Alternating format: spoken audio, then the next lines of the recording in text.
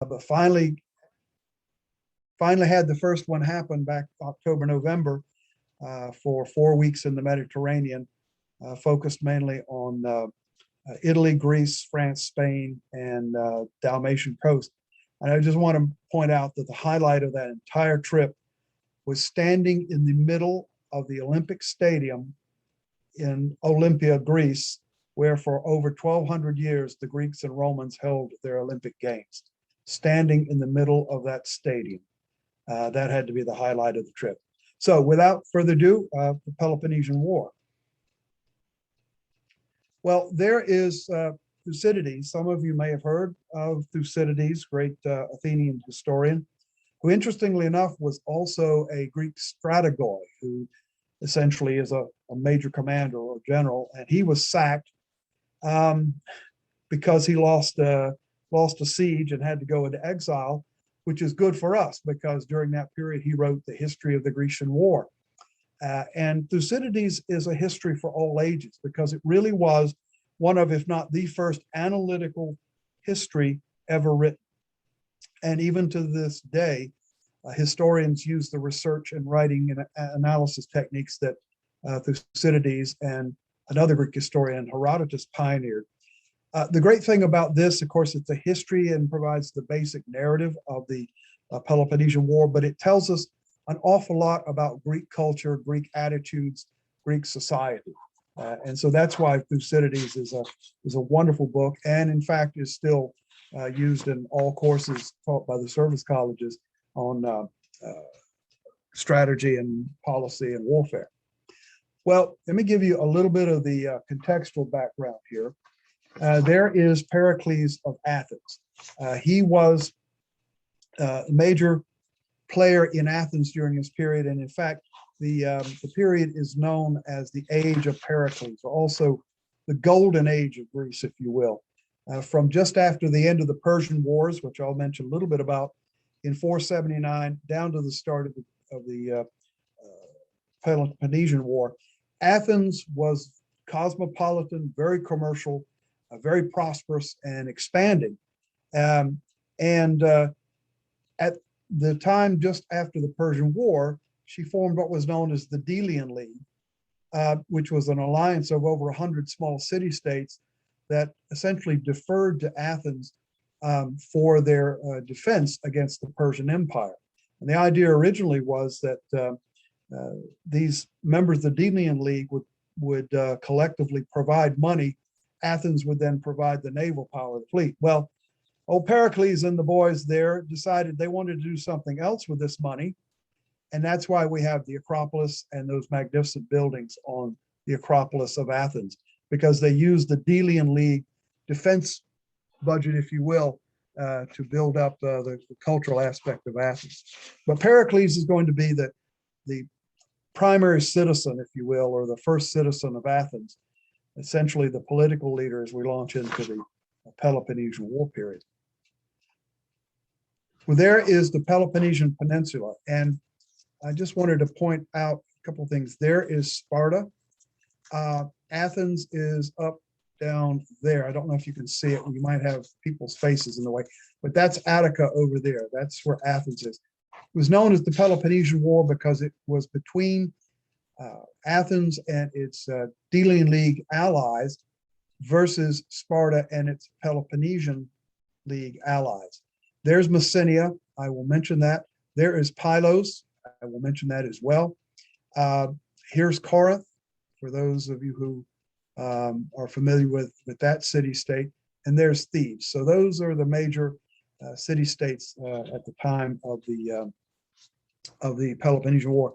And one thing about city-states is they were all independent entities, and typically it was built around a city, could be large, could be small, and the farmland that adjoined.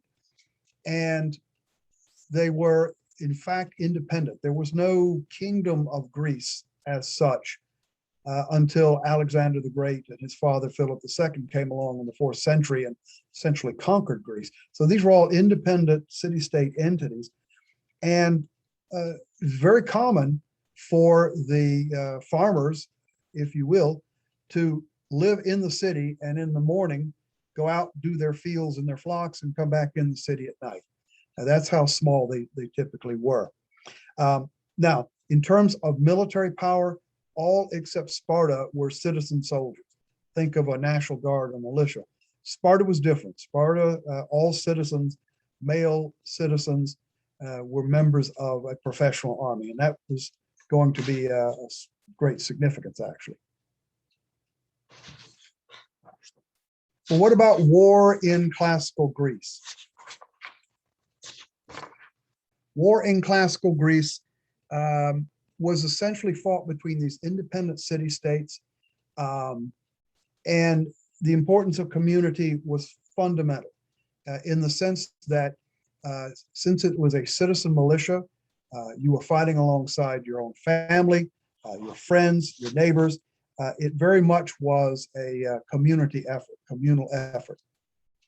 Let me talk a little bit about the nature of hoplite warfare here. And hoplite comes from the term hopla, H-O-P-L-A, which is the Greek word for armor.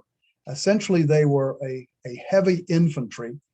And you see there the typical armor that one might wear, a helmet, a shield, called an aspis, a breastplate. It might be made of metal, but more typically it was going to be constructed of hard leather.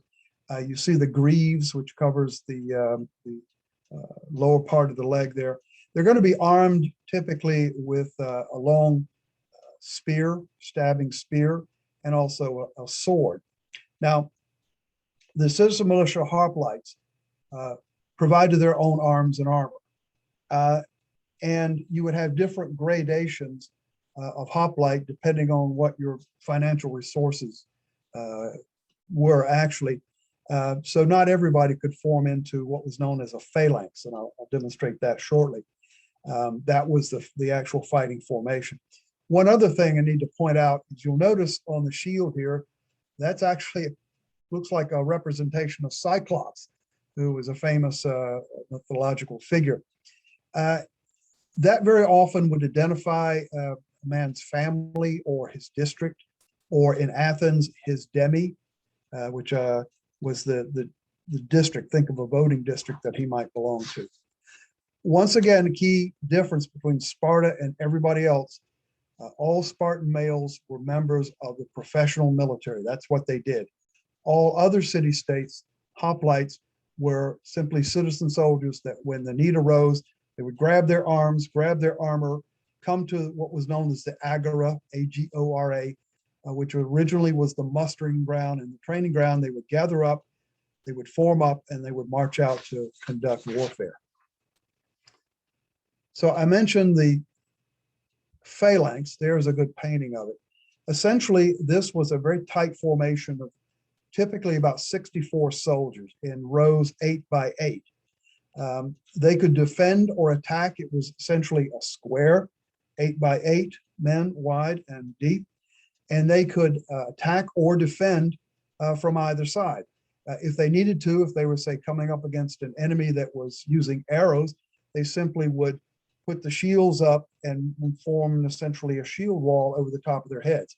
The Romans also used this technique. It was called a testudo, which was the Latin word for turtle. You can see why that would be an appropriate term. But this was what the phalanx looked like. It was very slow moving. It was very hard to break into, as you might imagine. Whoever was on the outside of the attacking front, their spears would be facing forward. If a man went down, as would be pretty typical once these phalanx clashed, almost like a rugby scrum, for those of you who know that game, then the next man behind would just simply step up, take the position, and lower the weapon. Tremendous cohesiveness here and psychological strength, as I mentioned earlier, particularly since you're fighting alongside your family, your friends, your neighbors, your community.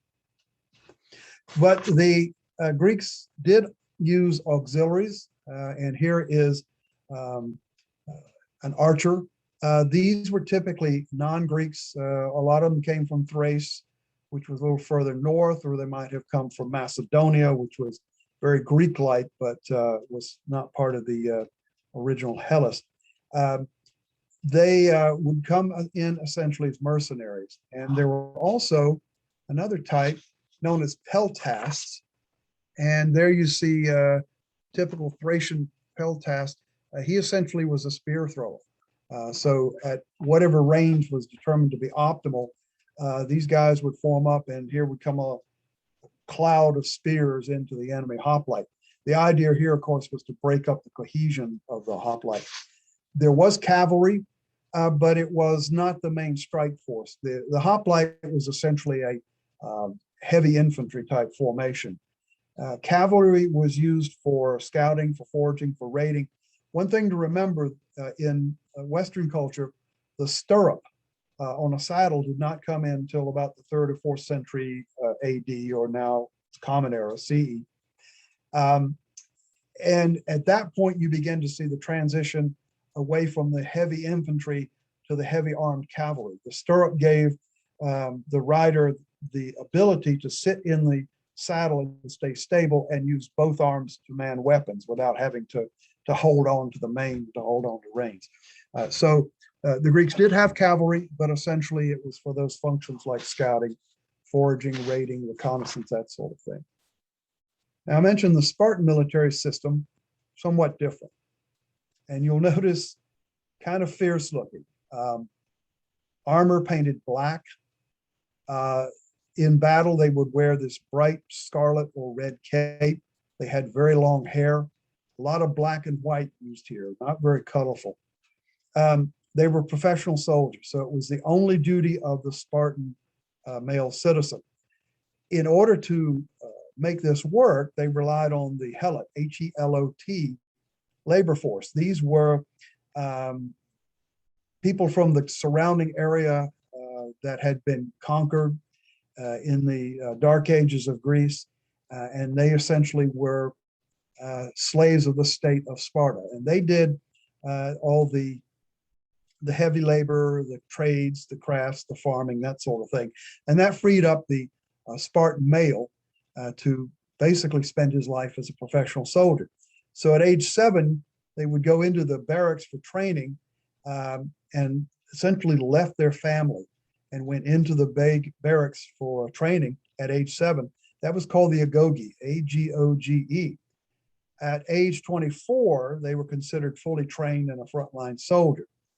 At age 30, they could actually leave the barracks and get married, raise a family, but a Spartan soldier was always on call for active duty or reserve service until he turned 60. So the Spartan system did give them a pretty substantial tactical advantage over citizen soldier armies of other Greek city-states.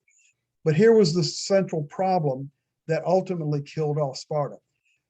Because of things like you can't go marry, raise a family until you're 30, because it was so highly restricted as to who could be a member of the Spartiate or that citizenry of Sparta, that what you see all throughout this 5th century and into the 4th century is a declining birth rate and a declining population.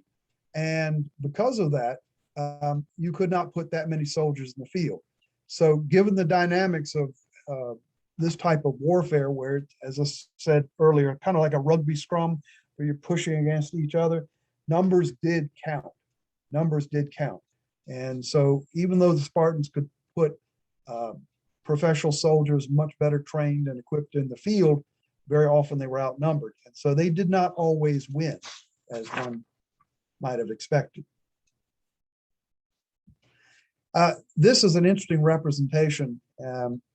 It comes from very early, you see this here, one of the very early representations of what hoplite warfare and uniforms would have looked like. One thing I did want to point out, you see the flute player here. Military music has always been important, whether it was a flute or, as we advanced through the ages, bugles, drums, with Scottish Highland regiments and British generals in general, British troops in general, bagpipes, whatever the music was, it had a very practical function. It allowed the troops to march in formation with some sort of cohesion and some sort of rhythm. It also was a way to pass commands. The human voice will only go so far, particularly in the chaos of combat. And so military music was very, very important for conveying orders and maintaining order and cohesion. So how did the Greeks fight? Well, it was very stylized. Typically, it was about every 30 years, a city-state would fight another city-state, usually over a piece of land or something of that nature, resources or whatever. And they would fight one battle, and whoever won would get the spoils.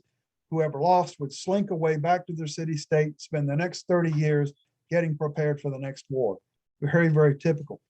On the day of battle, what would happen is two heralds, our officers would come together, would agree on the battle site, which was usually an open field, and then the hoplite phalanxes would go at each other. Whoever won would be driving the opponent off the field. And at that point, the victor would find a suit of armor, usually the most expensive, elaborate one they could find of the defeated enemy, and they would mount it up on the field, and that's called a trophy. That's where we get that word trophy.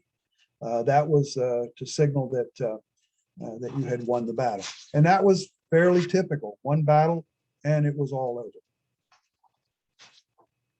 over. There again is just the depiction. That's actually from about 650 BC. But there you see the idea of two, in this case, just four men, but they are representative of phalanx coming together with the clash of shield and spear. Now, amphibious warfare is very interesting. For those of you who know that term, amphibious warfare essentially means that your troops are transported and landed from the sea and then supported from the sea. Well, here's one of the ancient amphibious warfare examples that many of you are familiar with, and that would be the Battle of Marathon in that Persian War of First Persian War, actually, 490 BCE. And essentially, the Persians were tired of the mainland Greeks supporting what were known as the Ionian Greeks, who lived along the coast of what's now modern Turkey. Then it was Asia Minor. Well, that's part of the Persian Empire, and they essentially told the Persians, well, this is how we're going to live our lives, free of you people. Well, the Persians weren't very happy with that, and they realized that particularly Athens was supporting the Ionian Greeks, and this is what led to the war. So at this site here along the coast at a place called Marathon, which is, well, if this were a live audience, I would ask somebody to tell me exactly how far the plain of Marathon there is from the Acropolis of Athens. And of course, half the crowd would raise their hand and say, yep, 26.3 miles. And of course, you would be correct. Well, the Persians landed, and the Greeks used a classic double envelopment here. You see they're coming together. The center gives way intentionally, which allows the wings to come in and outflank the Persians, and of course, chaos ensued.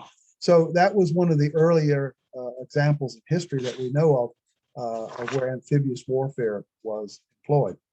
Well, the Persians went away, but they came back in 480 and 479.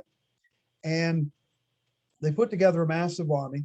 In 480, that's the famous pass at Thermopylae, the hot gates of Thermopylae, the 300 Spartans. I know a lot of people have seen that horrendous movie, The 300.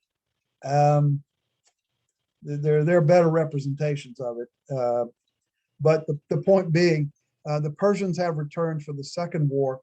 They are eventually defeated in a naval battle right off Athens. In fact, if you're standing on the Acropolis in Athens, you can look out and see the island of Salamis. And it was around that island that the Persian fleet was defeated by mainly the Athenians. And then they lost a land battle in 479.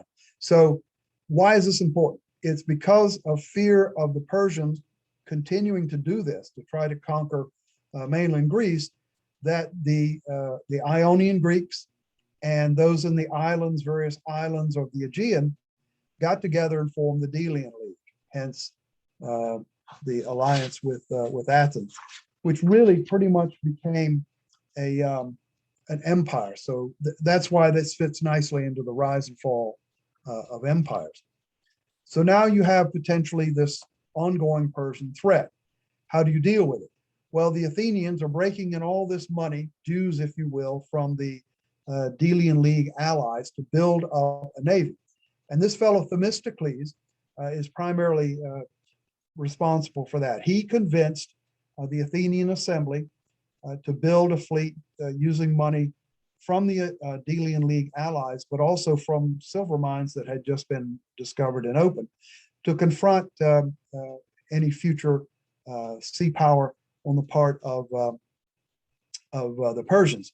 And so this is the fleet that Athens is going to use as their major military force as we get down into the conflict with Sparta, which is mainly a land-based force.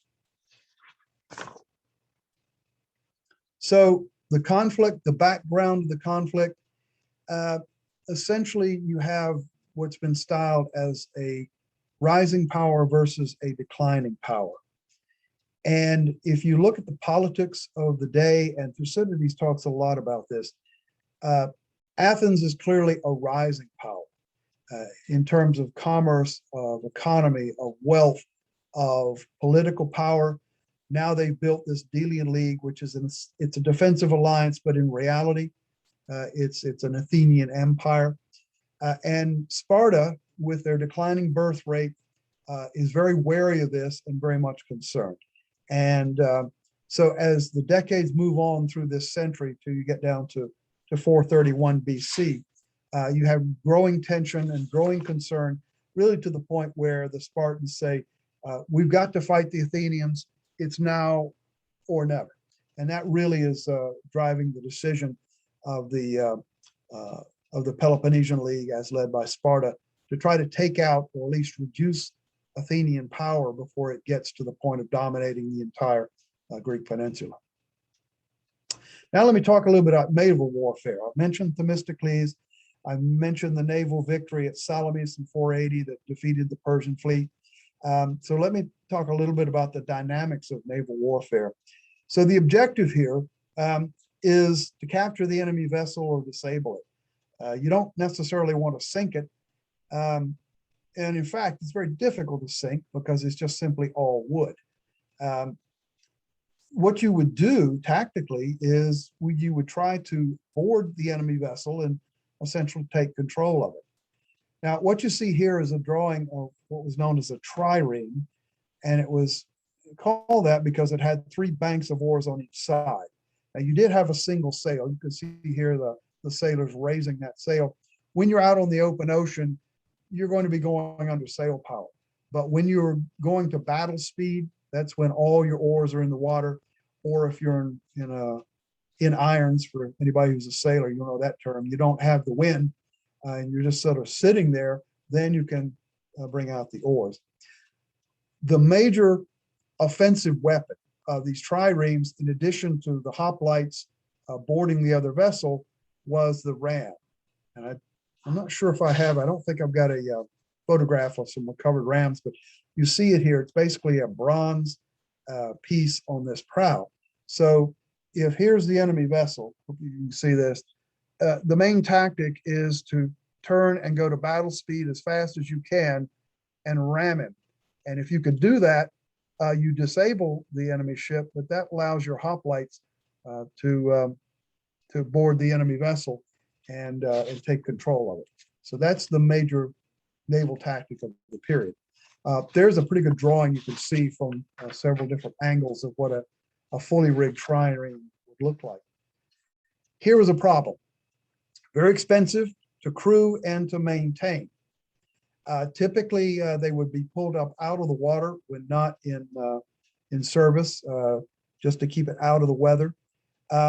Another thing you got to remember about all the Greek city-states and their naval forces, no slaves.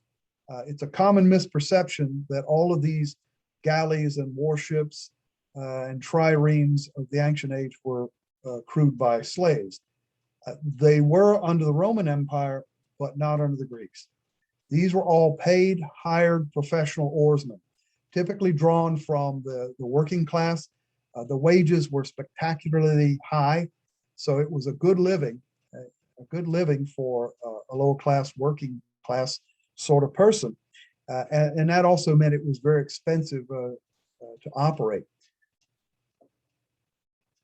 There is a good drawing to show you the lash up of the three sets of oars. And you can imagine how good you had to be to get 60 to 90 sets of oars all moving at the same time, moving the same amount of water. If you weren't doing that, then you were going to be chaotic all over the water.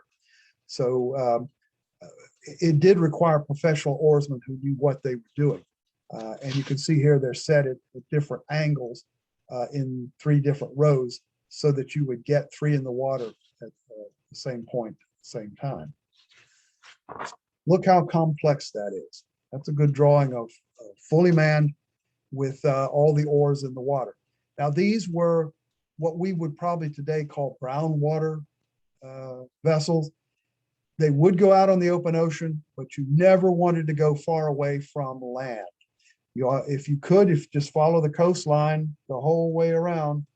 And the reason for this is this had no, what we in the Navy called messing and berthing. In other words, you couldn't sleep aboard. You had no food preparation.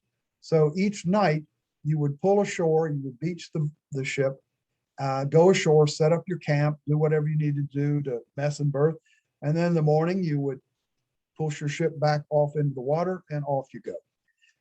Navigation was rudimentary. That's one of the reasons why you didn't want to stray too far away from shore and therefore the landmarks.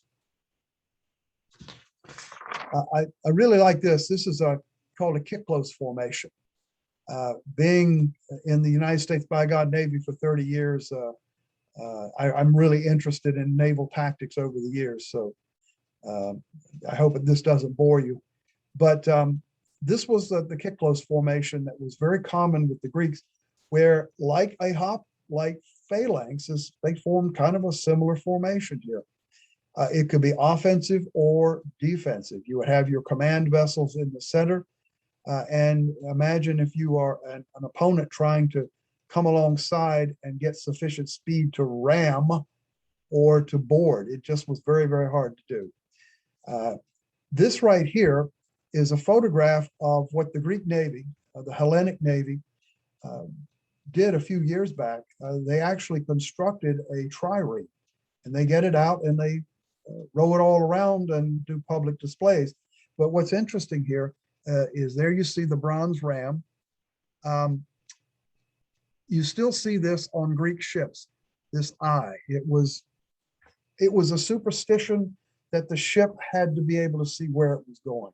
And if the ship could see where it was going, then you knew where you were going. So it's an interesting sort of old seaman's, what would you call it, suspicion that really has lasted till today.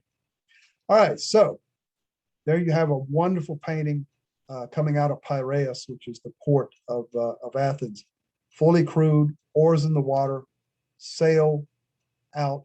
That's what it would have looked like underway. All right, so let's get to the Peloponnesian War. One of the things you have to remember is you have a naval power, Athens, and its Delian League allies, versus essentially a land power, the Peloponnesian League. And this is an interesting depiction of your order of battle at the start of the war. So you see about a third, maybe more than that, maybe more like 40% of all the triremes in service were Athenian.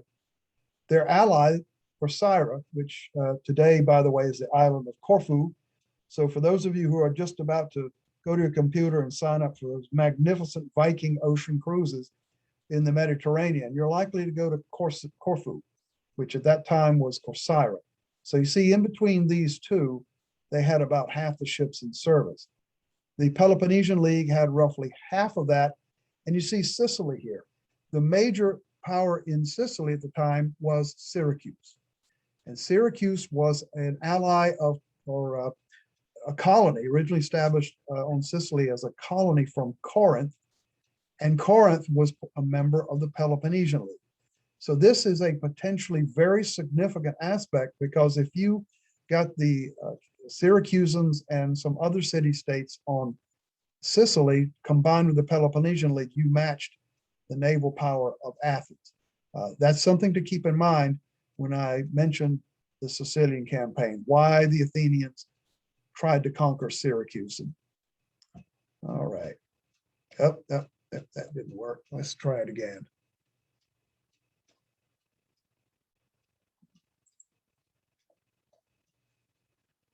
Okay, Britta, I'm going to go to another file here. Close that one. And let's open up another one.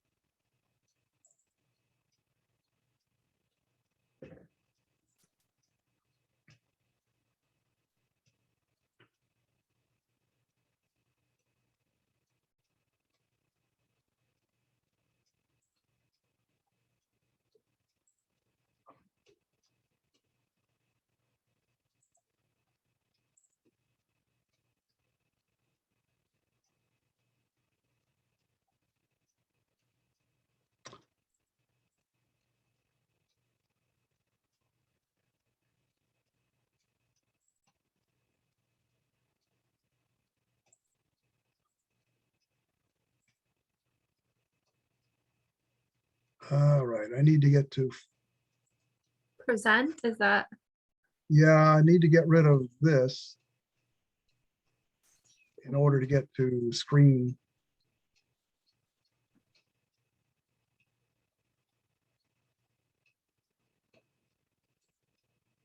Let's try this. From constantly, I think that should work. All righty. Okay. Yeah. So why did the war break out?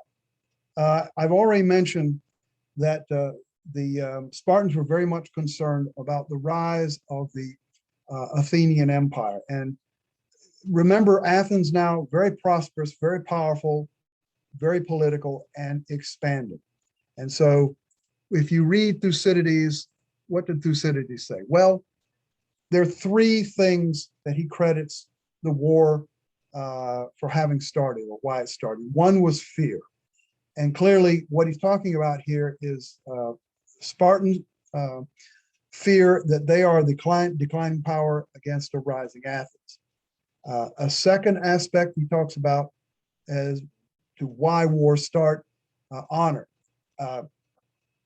And it was in the Greek concept of honor that if you were the leader, you never lost your honor, or you never lost your integrity, or you never lost your leadership.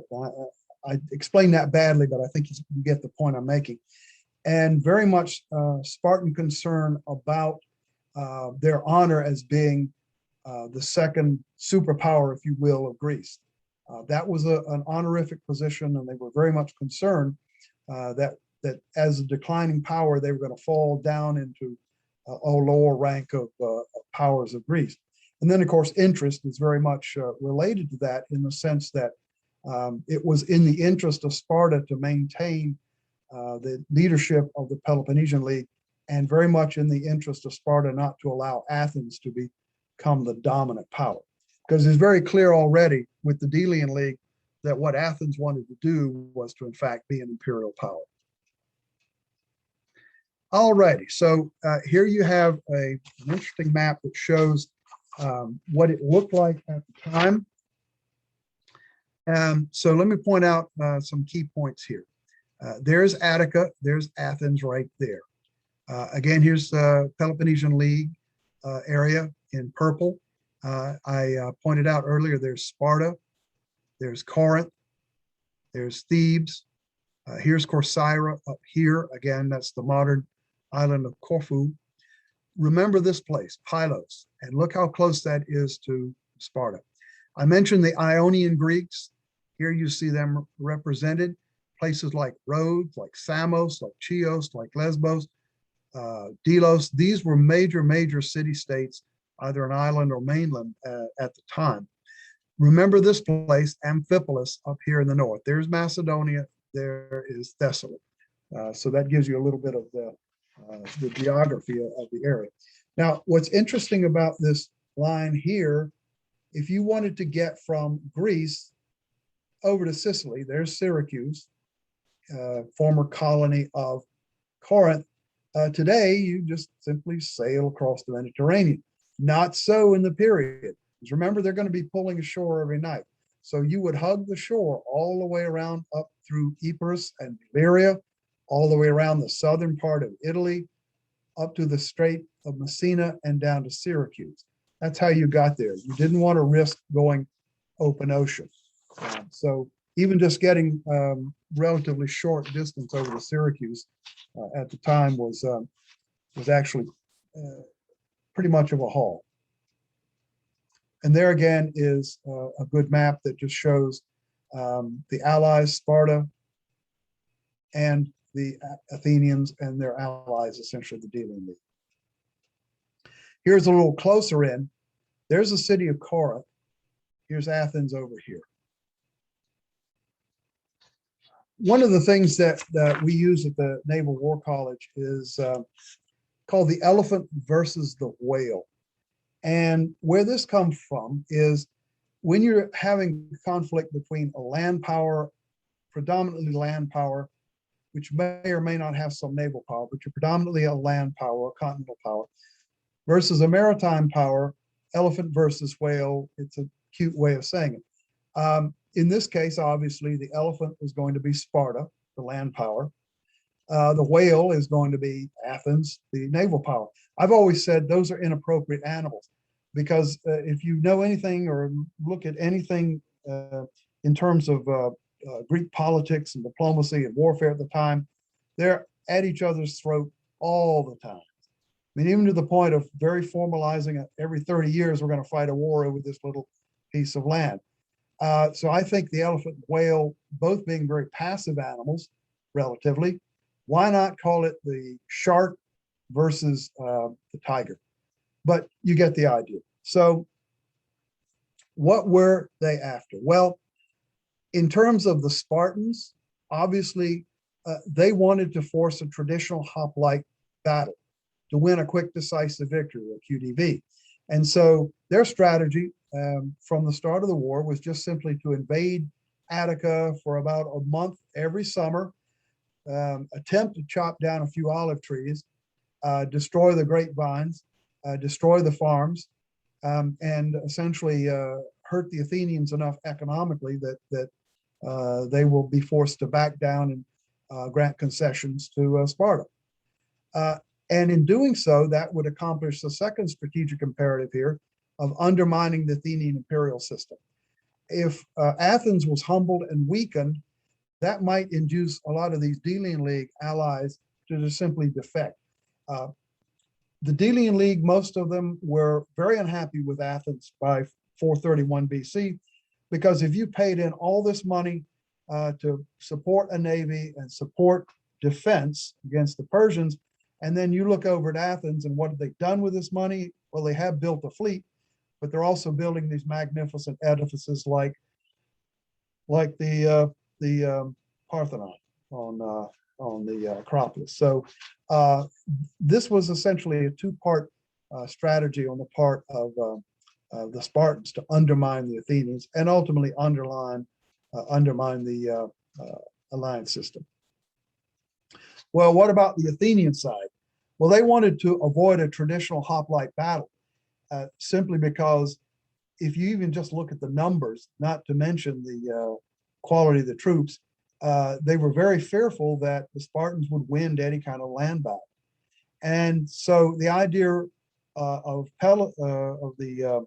Pericles, again, the leading citizen and the major political figure, and also one of the strategoi, remember those Athenian generals, He said, "No, we shelter behind our long walls." And I think I've got a picture to depict what that looked like, because at the time there was no siege warfare capability. So if you were behind a strong, stout wall around your city-state, there was, unless they came in the door, there was no way that an enemy could get at you. So if the Athenians did this and eschewed a traditional hoplite battle with the Spartans, they could rely on their naval supremacy, and they could maintain what we call sea lines of communication, or slocks, to bring in food. And then, of course, they could launch diversionary offensives to distract the Peloponnesians. But the key point here was to avoid major land engagements. Well, after the Persian Wars, and in fact, Athens had been sacked by the Persians in 490, they built the long walls. And these were pretty fascinating because that area from Piraeus, which is the port city, all the way up to the heart of Athens, that's about 3 or 4 miles. So you can imagine what a building project this was to build this 18-foot high wall all the way around the entire complex there. Now, of course, today this whole area is the modern city of Athens. You really can't tell the difference, but at the time, this is what it would have looked like. Well, there is the port of Piraeus. And that's essentially where the merchant fleet and the naval base was constituted. So what about this using the long walls? We'll stay behind the long walls, and we'll let the Spartans and their allies devastate our crops and burn our houses and chop down our grapevines, and we'll let them do that every year till they get tired of it. Well, there were some problems with that. It violated that heroic Greek tradition to stand and fight. Even if you had no chance of victory whatsoever, you gave up your honor if you didn't come out and at least fight. Think about the 300 Spartans and the whole Thermopylae thing. That was that Greek honor. And you can only imagine if you're a 22, 23-year-old Athenian hoplite standing on the walls, watching your farm burn down, and you can't go out and do anything about it. So it violated that heroic tradition that was very prominent in Greek society. That was one problem. And another problem with it is it had no resolution. The Spartans assumed that, okay, we'll chop down your vines and your olive trees, burn down your farm, and eventually you're going to have to come out and fight. Well, the problem is it never induced the Athenians to come out to fight, at least not in the first few years of the war. And so it's just simply replicating every summer the same thing. And then the Athenians would come out, they would replant their crops and restock their livestock and what have you. So it really had no ultimate war winning factor here. Now that's going to change. And it's going to change primarily because of the plague. It might have been the Black Plague. I don't think we're really sure, but there were any number of types of plagues in the ancient world before people understood what viruses and bacteria were all about. And you can only imagine, as all the citizens of Attica crowded inside the walls, put that many people in and you inject plague, and that struck very early in the war. And by 427 BC alone, for example, 4,000 Athenian hoplites and 300 cavalrymen died of plague, including Pericles, who died in 429. It's estimated that perhaps a third of the Athenian population died of the plague in those first few years of the war. And so that's going to bring to the fore a fellow called Cleon. And Cleon was much more aggressive. He said, no, let's come out from behind these walls. Let's put some pressure on Sparta. Let's go into their territory. And that's going to lead to really the most profound victory for the Athenians of the entire war. Now, this is the island of Sparta, and the Sparta is over there. You can see it right there. Pylos is this area right in here. You see, it's not all that far away. So if you say put forces here, or actually built fortifications here, that's a direct threat to Sparta that they have to deal with. Now, one of the things about the Spartans is they would never let more than half of their army leave Sparta at any one time, because if the entire army marched off to war, then there was that concern for the uprising of the Helots. Remember, those were those people that were from this original area down here that were conquered by the Spartans and basically turned into agricultural and labor slaves. So by planting forces here at Pylos, you directly threatened Sparta and Helot rebellion, and that took pressure off the Spartans coming in to Attica and doing their action every summer. Well, essentially the Spartans lost and they were forced to surrender. Not many of them, a couple of hundred, but these were of the Spartiate, which was that upper level of Spartan citizens. And because of this, the Spartans were induced to essentially make peace. And this was known as the Peace of Nicias. The Peace of Nicias. And the idea behind the Peace of Nicias was to end the war, everybody go back to home base, if you will. So that was an example of the Athenian strategic reassessment that really had a chance of ending the war, but it didn't end. That was 425. The Spartans decided to do the same thing to the Athenians. And remember, I pointed out Amphipolis, which is up here. The value of Amphipolis to Athens down here is this whole area of Greece. If you've ever been there, you've seen this. It's very dry, very arid, very rocky. Not really good agriculture. You could grow olive trees, you can grow vineyards, grapes, but not much more. So Athens relied for things like grain from Sicily, from the Black Sea, from Egypt, but they also relied on timber from up north, timber and iron. And Amphipolis sits right there. So what the Spartans did under a fellow by the name of Brasidas, he took an army and marched all the way up and conquered Amphipolis. By the way, this is where Thucydides was the commanding officer defending Amphipolis.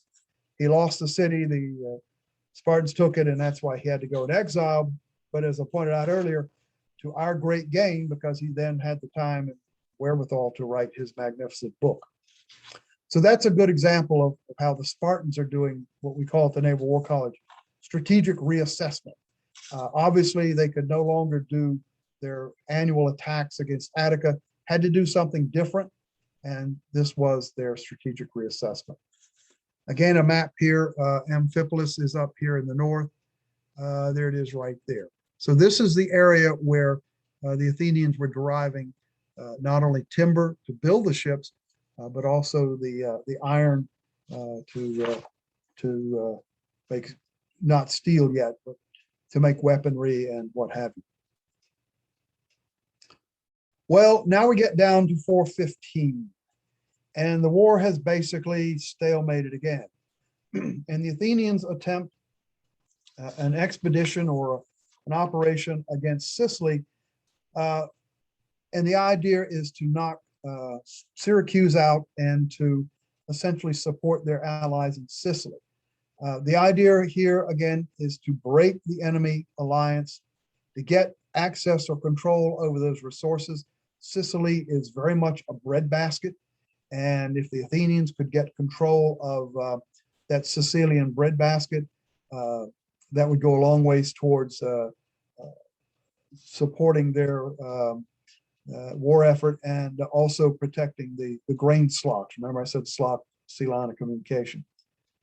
Very controversial. And it turned out to be devastating for the Athenians, and here's why. Well, there's old Alcibiades, or it might also be Alcibiades, might also be a pronunciation. I called him the playboy of the ancient world, the Hugh Hefner of the ancient world. Well, he was a protege of Pericles. He was a highly successful strategoi. Remember, strategoi is an Athenian general. Well educated. He was a student of Socrates. Flashy, flamboyant, colorful celebrity. he was highly critical of Nicias, Nicias is how that's spelled. Nicias was the wealthiest man in Athens, and Nicias is the one that negotiated the peace treaty that didn't hold very long. So these two were constantly at each other's throat. So Alcibiades strongly advocated this expedition against Sicily to attack Syracuse before it could actually join up with Sparta. And that's kind of the derivation of this ultimately disastrous operation that the Athenians fielded in 415. And this is interesting. I'm sure everybody has heard of the famous Chinese general and military theorist Sun Tzu.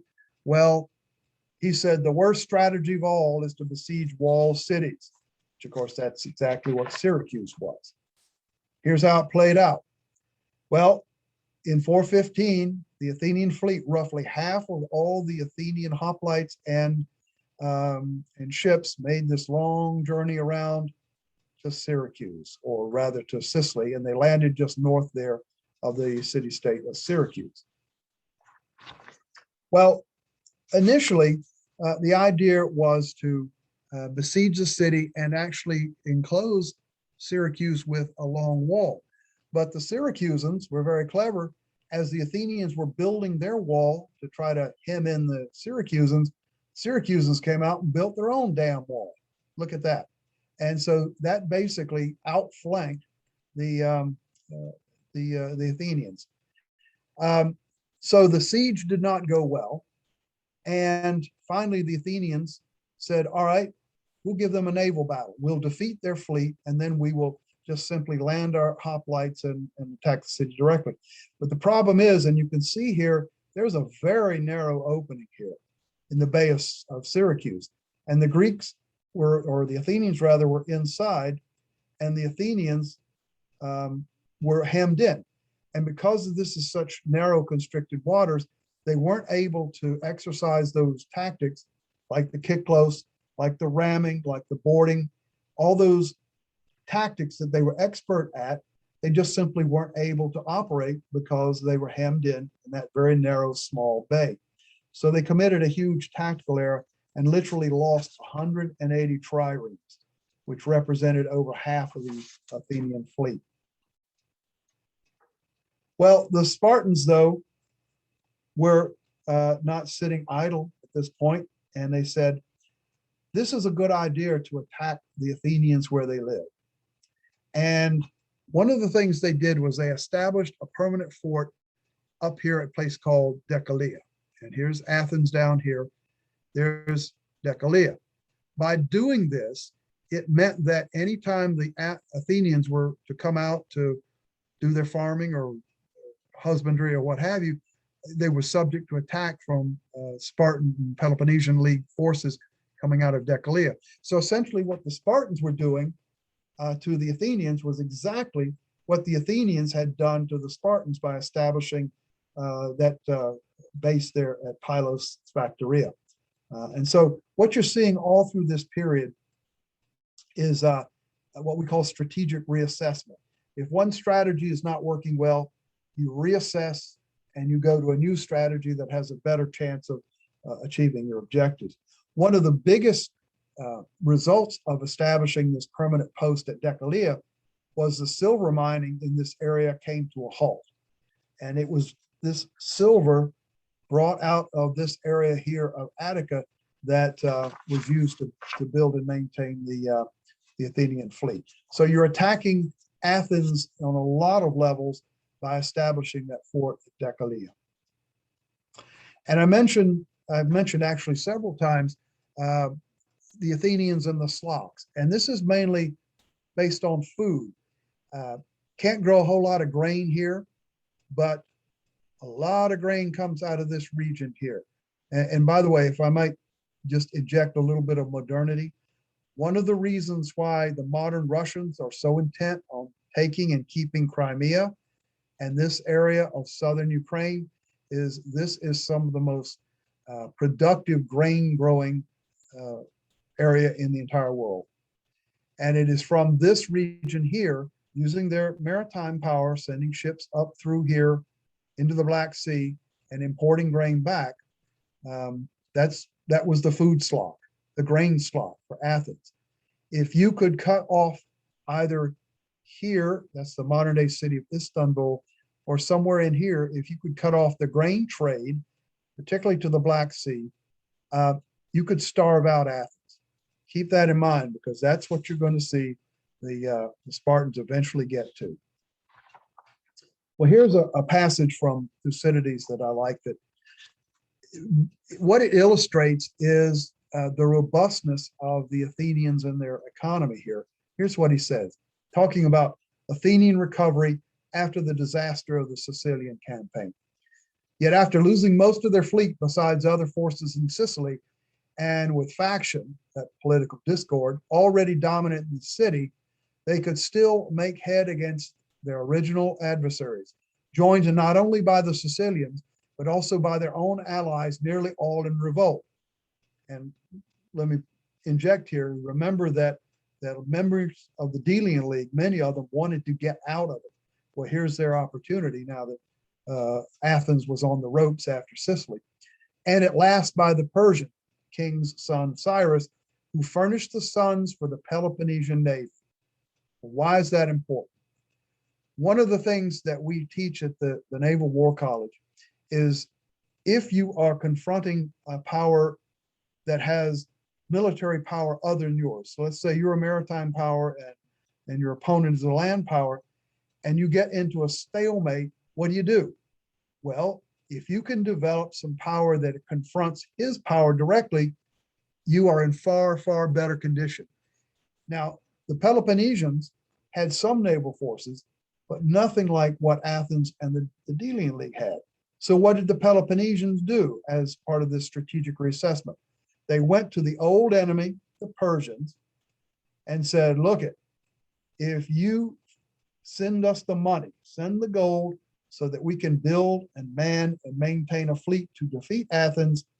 When Athens is defeated, all those Ionian Greek city-states that you fought several wars to get back, we'll give to you. So getting another ally, in this case, Persian gold. Well, what did the Athenians have to do? They had to keep open that grain sea lane. They had to put down rebellions within the empire, within the Delian League. They had to somehow seek out and defeat this new and growing Peloponnesian fleet. They needed to break apart that Persian-Spartan alliance, and they needed to negotiate a settlement of the war. So they have a tall task ahead of them here. Interestingly enough, the naval picture picked up. In fact, the largest naval battle fought in the entire war was right here at Argonusae in August of 406 BCE, the largest naval action in the Peloponnesian War. And the Athenian fleet, now rebuilt almost 10 years later after Sicily, smashed, as you see there, smashed a Peloponnesian force of 170 ships. And so the Spartans, they'll build a fleet, they get crushed, but they've got all this Persian gold, so they build it up again. And that's going to lead to the ultimate detriment of Athens. Here you see a nice depiction of that grain slot. And here was Argonusae, actually, right there. Well, using their fort at Decelea, in addition to that maritime strategy that the Spartans adapted of building up a fleet using Persian gold, they made raids out of Decelea. King Aegeus was the commander there. And you see that name, Lysander. Here's what happened. I don't have a map. Let me go back here. Okay, right in here, Aegus Potami. See that?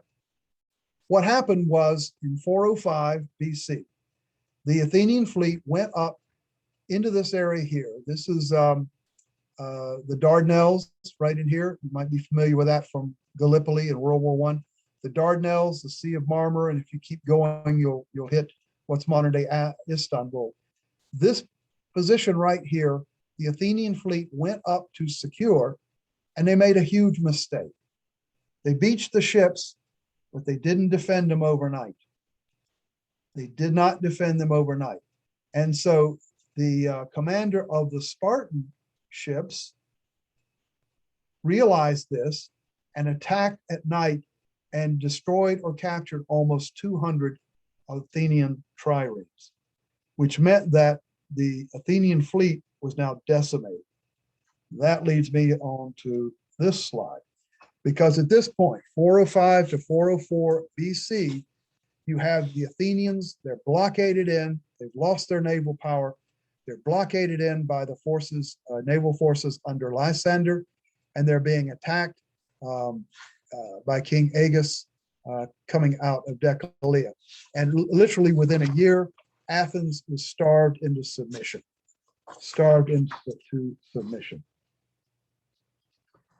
Here's what Xenophon, who's a later historian, said about it. The Paralis, swift Athenian ship used for special missions, arrived in Athens at night and announced the disaster. And a wailing came from the Piraeus to the long walls to the city, one man passing the word to another, so that on that night no one slept.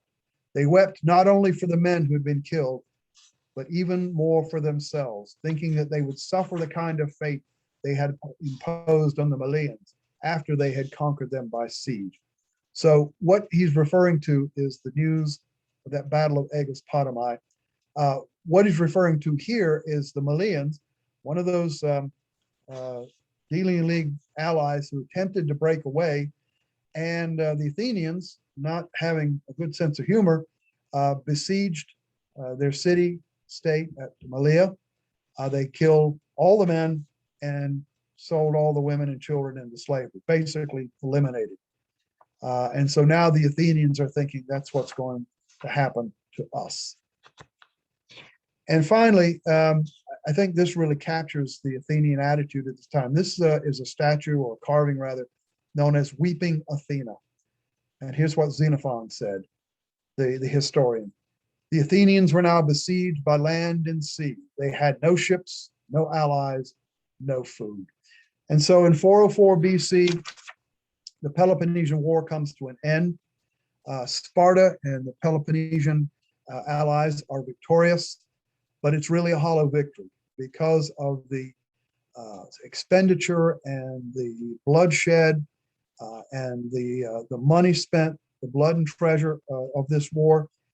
By the early part of the next century, the Greeks are able or unable to come together to resist Philip II, king of Macedon, father of Alexander the Great, and essentially by the end of the next century, they have all been conquered and incorporated into a larger Macedonian empire. So that is the Peloponnesian War, 431 to 404 BCE, between the Athenians and the Spartans and their associated allies. And that is our rise and fall of the Athenian Empire. Again, first part in the whole series on the rise and fall of empires. So just as a reminder before I do any questions, tomorrow night I'll talk about the Roman Empire. And next Wednesday night, I'll talk about Napoleonic and Revolutionary France, rise and fall of Napoleon. And then finally on the 20th, talk about the rise of the Imperial Japanese Navy in the Russo-Japanese War. So I see that there are several questions in the chat room. Britta, I'll just fire away and I'll see what I can do to answer. All right. So the first question is, since he was potentially biased in exile, are researchers able to discern Thucydides? Butchered that name. Yeah, Thucydides, yeah. Yes, but discern his biases in his writings. Yes. He was a contemporary and a good friend of Pericles. He hated Cleon. Remember, Cleon was the chief strategoi that followed after Pericles died of the plague. And so as you read it, it's very obvious that Thucydides does not like Cleon and revels in his death. Cleon actually died when the Spartans, remember that expedition I talked about going all the way up to take Amphipolis? Well, Cleon reacted by bringing a force up to try to rescue and relieve the siege of Amphipolis, and he was killed in battle as well. But yes, the long answer to your short question, Thucydides did not like Cleon. He was a great fan of Pericles, and it's pretty obvious as you read through it. But once you understand that and get by it again, Thucydides is a wonderful source for understanding not only the events, what happened in this period and why, but also about the Greek culture and the Greek civilization in general. All right. I think you answered this after the question was typed, but second question is, how did Sparta maintain its economy with everyone being a soldier? They relied on the Helots. The Helots were essentially an enslaved people who did all the agriculture, who did all the trade. Now, a Spartan may say, let's say you got a leather working business. The Spartan would own it, but the actual worker bees would have been the Helots. And so that's why it was imperative upon the Spartans to keep the Helots in check. They were a conquered people, but that freed up the Spartan male from doing those things like crafts and trades and agriculture and husbandry to actually train full time as a soldier. And that was so critical to the Spartan economy. That's why you had actually two Spartan kings. I didn't talk about the nature of the two political societies. We just don't have the time to do that. But one thing you need to know about the way the Spartans operated was it was an oligarchy. It did have two kings, but they were not rulers or executives like you think of a king. They were basically the military commanders. And so when Sparta had to go to war, they would take no more than half of their forces under one king. Think King Leonidas or Leonidas, however it's pronounced, that took the Spartan army up to Thermopylae. Well, the other king would stay back with the other half of the army just to protect and prevent against any Helot uprising. So the answer to your question is the Spartan economy relied upon those enslaved people to actually do all the physical labor and the crafts. All right, next question. Large projectiles would be effective against a phalanx. Were they developed / employed? No, I think you're probably thinking about the Romans and something like the ballista, which I'll talk about tomorrow night, which was essentially a large crossbow with a large bolt. If that came ripping through a hoplite phalanx, yeah, that'd do a lot of damage. One of the reasons why the Romans, who originally adopted the hoplite formation, one of the reasons why they went away from that was simply because of that kind of dynamic. They went to a much more flexible tactical system called the maniple system, where you didn't have as many people packed in together, because they did run into some opponents that were able to launch larger weapons, such as a ballista. Think of that in terms of field artillery would be the equivalent. All right. Someone commented the why war reasons sounds very much like Russia today. Yes. And in fact, one of the questions that we ask, by the way, I'm retired from the Naval War College, but I still teach some of the classes. So I can refer to as we. One of the dynamics that we look at is what are the similarities in the geopolitical, geostrategic position of the Athenians and the Spartans versus today. And the students always say, well, Sparta is like Russia. They feel like they're the declining superpower, and the way to restore that status is by war or the threat of war. So yeah, you could say there's a lot of similarity today. Another question, what was the physical stature, height, and weight of fighting men at the time? Well, let me preface this by saying when I was playing basketball at North Carolina for Dean Smith back in the 70s, I was 6'5". But as I've gotten older, I'm only 5'5" now. Yeah, I get a lot of chortles if this will lie. About my size, the average person really up until the mid part of the 20th century in most societies was not very tall. The average male height in the 18th century was about 5'7" or 5'8". An interesting thing, if you ever go to a military museum in Britain or United States and look at some of those uniforms of the Continental Army soldiers or the British Army soldiers, you'd be stunned and amazed. You think, well, my 12-year-old kid could barely fit into that. He's too big. Yeah, so people weren't all that big, but I would say the typical Greek hoplite was probably about 5'7", 5'8", very normal for a male of the period. All right, next up, what was the importance of the geography, trade and conflicts and or competition for resources? It was huge because the geography of Greece, it's very mountainous, it's very arid, very rocky, very poor for agriculture. And so what that drove city-states to was essentially being very small, for one thing, because you couldn't support a huge society on the land that you had. And it also meant an awful lot of competition for what good land there was for growing grains or maintaining livestock. And that was one of the reasons, I think, for so many conflicts between city-states. It might be a fight over just a few acres of land, which would start a war, but that's how valuable it was. That also, that type of geography illustrates just how important maritime affairs were to the Greeks, because if you were going to have a successful society that you could feed, the Spartans actually, run back up, the Spartans were in much better condition because that part of the Peloponnesus was fairly flat, much better growing. And of course they had the helots to do the labor. So Sparta was essentially an agrarian economy.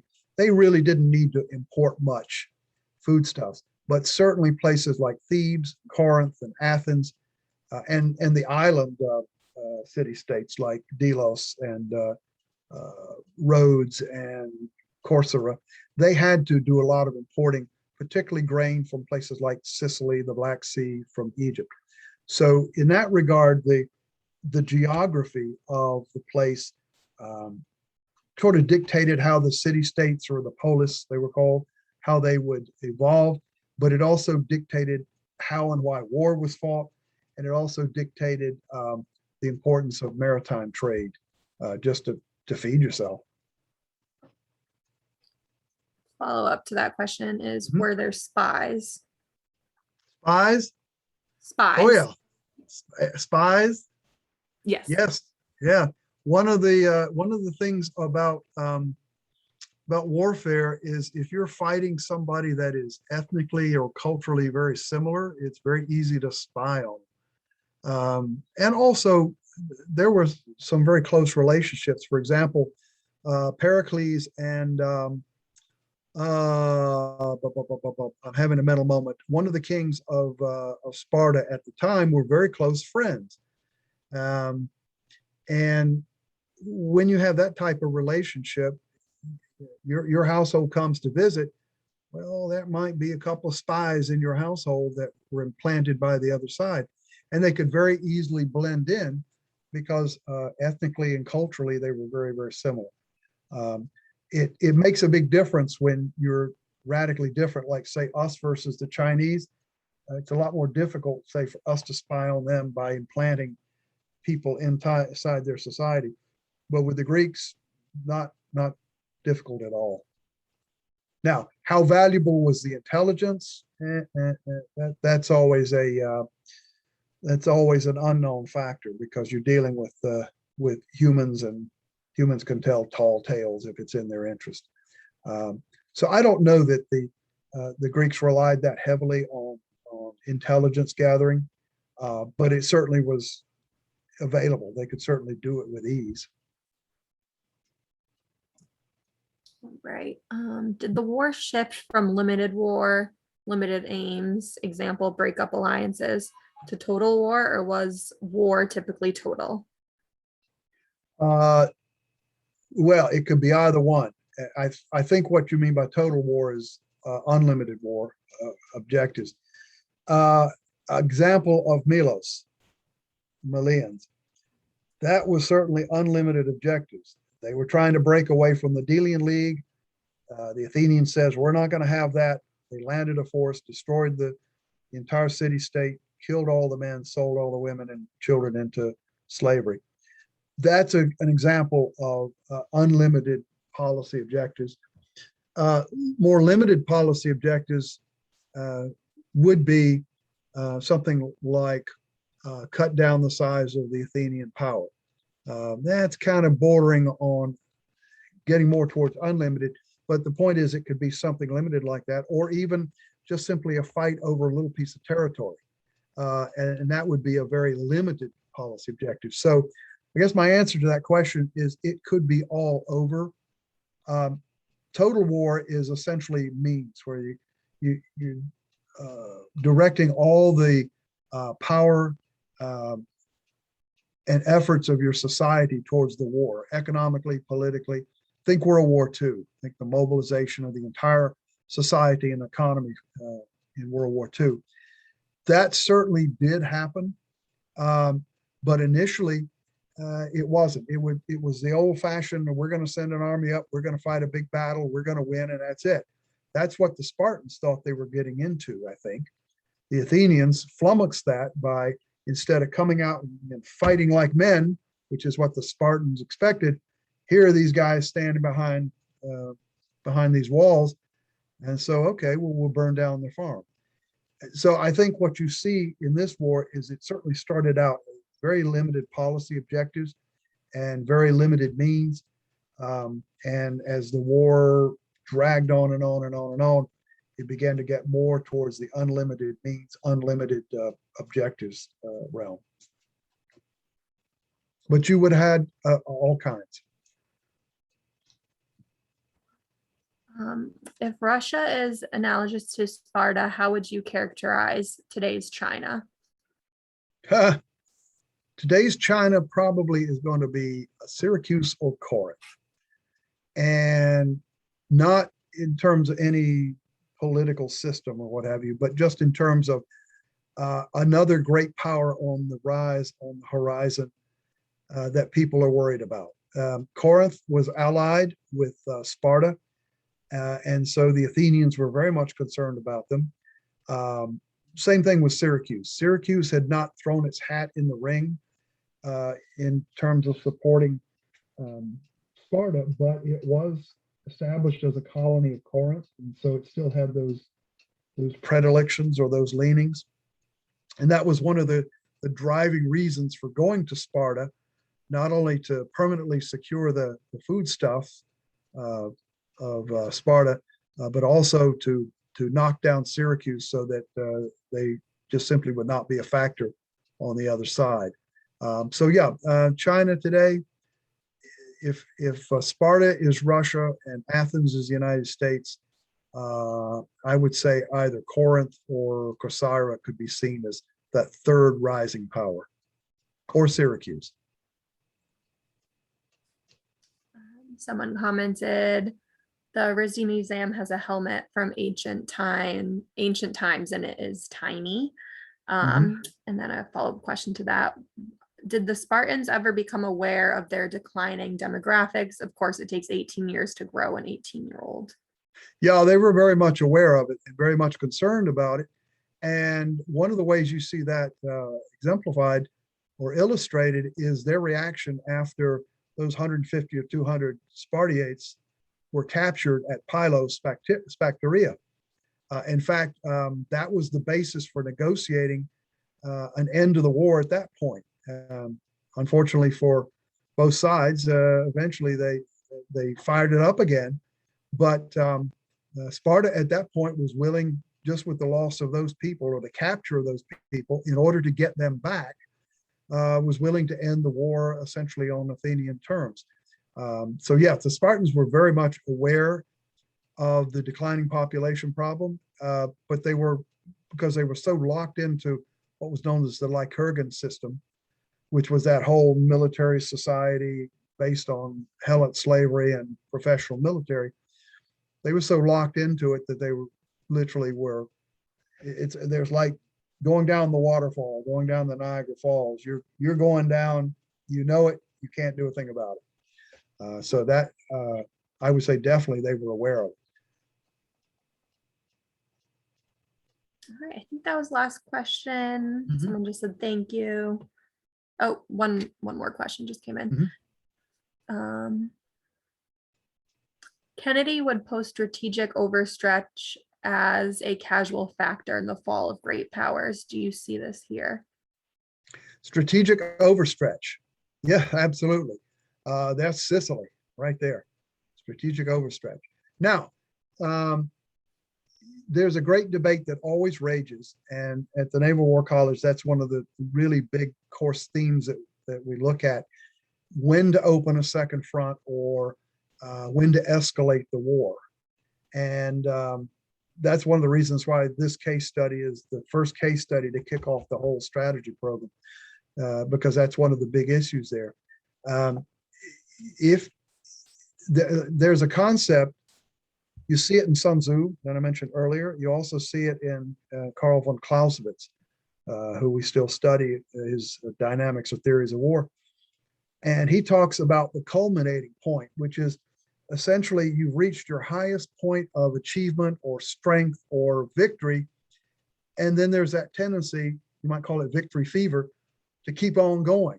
And what Clausewitz warns is that you run a risk of having diminishing results, diminishing power, and you basically lose what you have gained. And I think that certainly applies to the Sicilian expedition with the Athenians. It might have worked. It was a great concept. If you could knock a potential alliance partner, a very powerful alliance partner, as you saw from that chart or graph or whatever it was that I showed with the naval balance. If you could knock Sicily, think the Syracusans out as a potential opponent, well, that's wonderful. And if you could also take control of the grain trade in Sicily, even more. But strategic overstretch, you go way beyond your capabilities or your ability, if you will, to make that peripheral operation or second front operate. And that's exactly what happened to the Athenians. All right, I think that was the last question. We have a few Okay. smiley faces and thank yous. That seems to be the last question. All right, good. Well, I hope I hit some points here that were interesting and provide a little bit of information. Not all that many modern Americans are familiar with. You've heard of Sparta, you've heard of Athens, you've heard of Thermopylae and King Leonidas and the 300 Spartans and all, but I've tried to put a little bit of meat on the bone, if you will, as to what was going on and why it happened the way it did. So tomorrow night, talk about Rome and the Roman Empire. All right, sounds good. Okay. See you tomorrow Alrighty. night. Hope to see everybody there. Bring Thank all you your so friends and much. relatives. All righty. Have a good Bye. night then. You Take too. care. Bye-bye.